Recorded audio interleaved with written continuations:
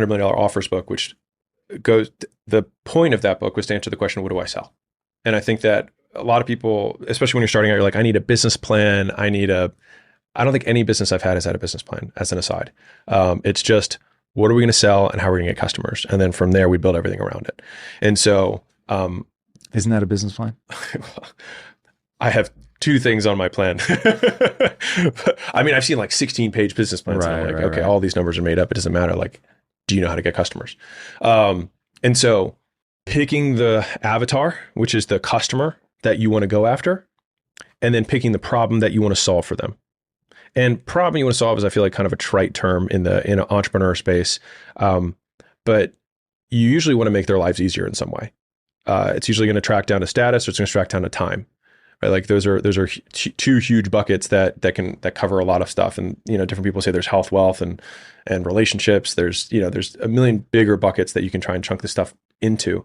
But if you are starting out, so let me just get you really tactical. So we were just really clouds for a second. Let me just get you tactical.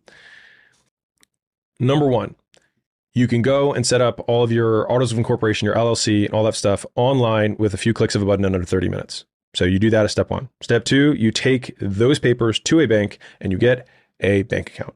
Step three, you hook up a payment processor to that bank account, which is, again, a series of clicks that nowadays are almost automated.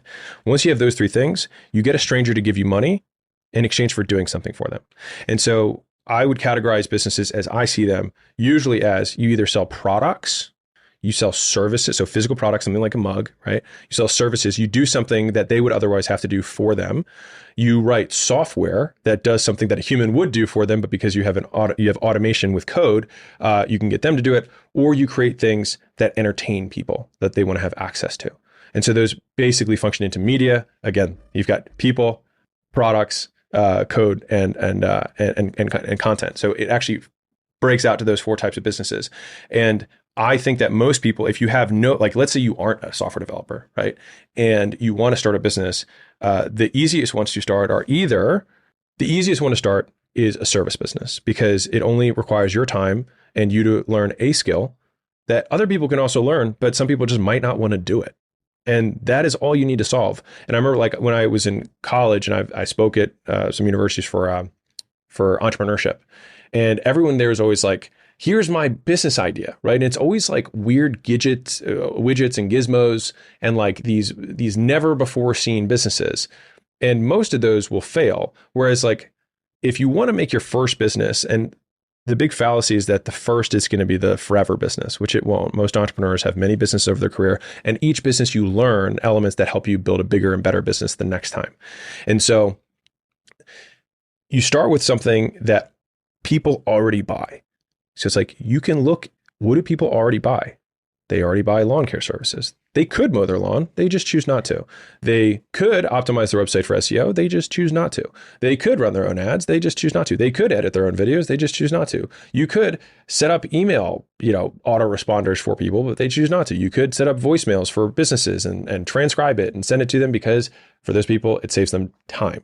And so you can pick any problem you want that someone already does or already purchases, look at the solutions, and you can literally just do it the same way and have a way to get customers. That's it.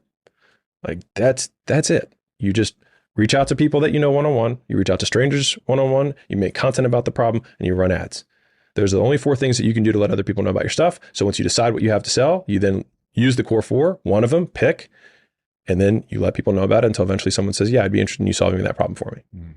That's it. You just reach out to people that you know one-on-one. You reach out to strangers one-on-one. You make content about the problem, and you run ads.